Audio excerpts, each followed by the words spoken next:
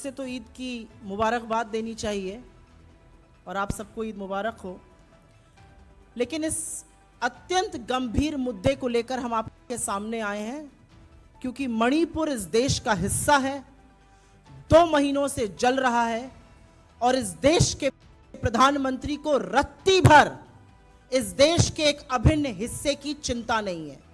असलियत तो यह है कि नफरत से बड़ा तानाशाह प्यार से डरता है और प्यार के विरोध में खड़ा है।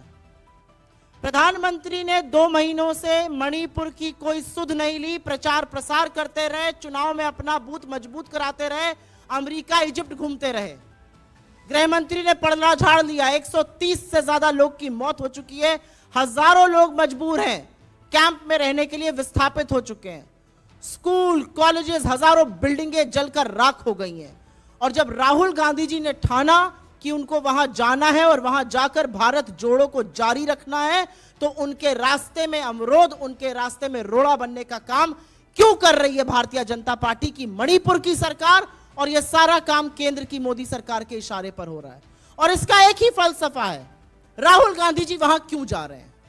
राहुल गांधी जी वहां पर टूटे बिखरे सपनों को सजोने के लिए, जिन लोगों का विश्वास हिल गया है, जिनके मन में शंका है, उनमें विश्वास जगाने के लिए, प्यार जताने के लिए, लोगों के आंसू पोंछने के लिए, लोगों को यह विश्वास दिलाने के लिए कि हम आपके साथ इस दुख की घड़ी में खड़े हैं और हम हर कीमत पर दुख की इस घड़ी में पार हो जाएंगे। इसलिए राहुल गांधी जी वहां पर जा रहे हैं। राहुल गांधी जी वहां पर प्रेम का संदेश देने जा रहे हैं। राहुल गांधी जी वहां पर लोगों से मिलने जा रहे हैं। राहुल गांधी जी वहां पर लोगों को ढांढस बंधाने जा रहे हैं और जिस नफरत के बाजार में मोहब्बत की दुकान खोलने की उन्हें ठानी है, उसको आगे बढ़ाने के लिए जा रहे हैं। इसमें किसी को क्या आपत्ति हो सकती है? राहुल जी मणिपुर पहुंचते हैं, इंफाल के एयरपोर्ट से निकलते हैं, महज 20 किलोमीटर दूर उनका काफिला चलता है और विष्णुपुर में उसको रोक लिया जाता है। उस काफिले को क्यों रोका गया? पहले इसी प्रशासन ने कहा आप बाय रोड जा सकते हैं, उस काफिले को रोका जाता है और जिन लोगों में थोड़ी सी आशा और थोड़ी सी उम्मीद जगी थी, तो कोई तो है जो हमारे साथ खड़ा है, वहां लोग आ जाते हैं, वहां गांव के लोग इकट्ठे हो जाते हैं और उन गांव की महिलाओं पर बर्बरता और निरंकुश पुलिस टीयर गैस के गोले दागती है।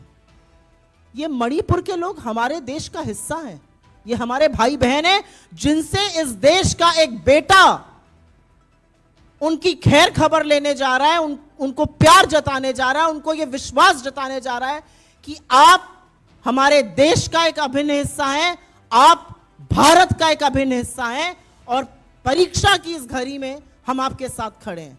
वहां से उनको रोक दिया जाता है और प्रशासन जिसने परमिशन दी थी, ऑब्वियसली उनके पास ऊपर से फोन आता है, उनके पास तानाशाहों का फोन आता है और प्रशासन उनसे कहता है कि नहीं, अब आप ऐसे नहीं जा सकते, अब आप हवाई जहाज से जाइएगा। वो जैसे भी जाएंगे, वो जाएंगे जरूर। और मुझे ऐसा लगता है कि प्रशासन ये रोककर कहीं ना कहीं ये साबित कर रहा है कि वो कितना डरते हैं। नफरत करने वाले लोग मोहब्बत से क्यों डरते हैं, प्यार से क्यों घबराते हैं? प्रधानमंत्री के पास मेरा बूथ सबसे मजबूत करने का टाइम है, अमित शाह जी के पास बिहार घूमने का वक्त है, जेपी नड्डा जी के पास राजस्थान जाकर झूठ परोसने का वक्त है, लेकिन इनमें से किसी के पास यह वक्त नहीं है कि वो जाकर मणिपुर में लोगों का हाल जान सकें, उनके आंसू पोंछ सकें। ऐसा क्यों है? और इस बात का जवाब तो मिलना चाहिए कि ऐसा क्यों हो रहा है। ऐसा इसलिए हो रहा है क्योंकि तानाशाह घबराता है। तानाशाह को लगता है अगर भारत जुड़ गया और भारत जोड़ने पर यह आदमी आमादा है, तो कहीं ना कहीं मेरी जो नफरत और डर के बूते पर बनाई हुई इमारत है वो ध्वस्त हो जाएगी और वो ऑलरेडी ध्वस्त होना शुरू हो गई है। तो हम जितनी भर्त्सना करें इसकी कम है। राहुल गांधी जी इस देश के एक हिस्से में उन लोगों से मिलने गए हैं जो 2 महीने से पीड़ित हैं, उनके आंसू पोंछने गए हैं, उनको मोहब्बत जताने गए हैं, उनको रोकना पाप है। और क्या जुर्म है? इस देश में किसी के घाव पर मरहम लगाना आज जुर्म है? इस देश में देशवासियों का हालचाल पूछना आज जुर्म है? किसी से मुलाकात करना आज पाप है? भाईचारा फैलाना पाप है? इसके बारे में जवाब एक निरंकुश तानाशाह और उसकी बर्बर सरकार को जरूर देना पड़ेगा। और मैं कुछ वाकये जरूर बता देती हूं। आज 2 महीने हो गए मणिपुर में प्रधानमंत्री के मुंह से हिंसा की भर्त्सना और शांति की अपील नहीं निकली। यह भी सच है कि अमित शाह वहां दौरे पर गए और जब वो वापस आए तो हिंसा और बढ़ी और लोगों की मौतें हुई। तो क्या प्लान क्या है? एक ऑल पार्टी मीटिंग बुलाई जाती है जिसमें प्रधानमंत्री ही नहीं है। उस मीटिंग में जो एकमात्र रिप्रेजेंटेटिव मणिपुर के हमारे पूर्व मुख्यमंत्री थे, उनको कुल गिनकर 3 मिनट बोलने दिया जाता है। आपका प्लान क्या है मणिपुर में शांति बहाल करने के लिए?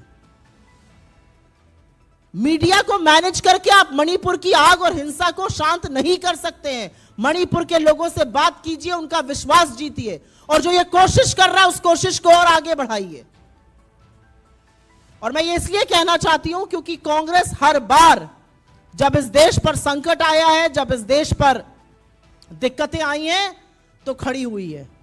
चाहे वो महात्मा गांधी हो जो नोआखली पहुंच गए थे अपनी जान की बाजी लगाकर और हिंसा को शांत करके अमन चैन बहाल कर ही उन्होंने बात मानी थी, या चाहे वो नेहरू हो जिन्होंने यही दिल्ली में समस्या हुई और वो खुद मैदान में उतर गए, या इंदिरा जी हो जो बेलछी खुद पहुंच गए, और या आज राहुल जी हो जो खुद पहुंच गए हैं और चाहते हैं कि यह हिंसा रुक जाए, क्योंकि हिंसा की लेश मात्र एक सभ्य समाज में जगह नहीं है। लेकिन उनको रोका जा रहा है।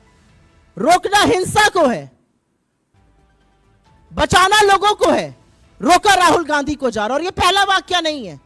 जब हाथरस जा रहे थे तब आपने रोका था, जब लखीमपुर जा रहे थे तब आपने रोका था। हर बार अगर राहुल गांधी जी लोगों के साथ खड़े होने के लिए जाते हैं तो आप रोकते हैं। लेकिन इतिहास भी साक्षी है कि वो जहां जाने के लिए निकलते हैं अंततोगत्वा वहां पहुंचते जरूर है। हम इसकी भर्त्सना करते हैं और इस सरकार से उम्मीद करते हैं कि मणिपुर में जो कोई भी शांति बहाल करना चाहता है, अमन चैन लाना चाहता है, भाईचारा लाना चाहता है, उसके रास्ते में आप अवरोध, उसके रास्ते में आप कांटा नहीं बनेंगे, वरन वहां पर शांति बहाल करने की खुद भी प्रयास करेंगे।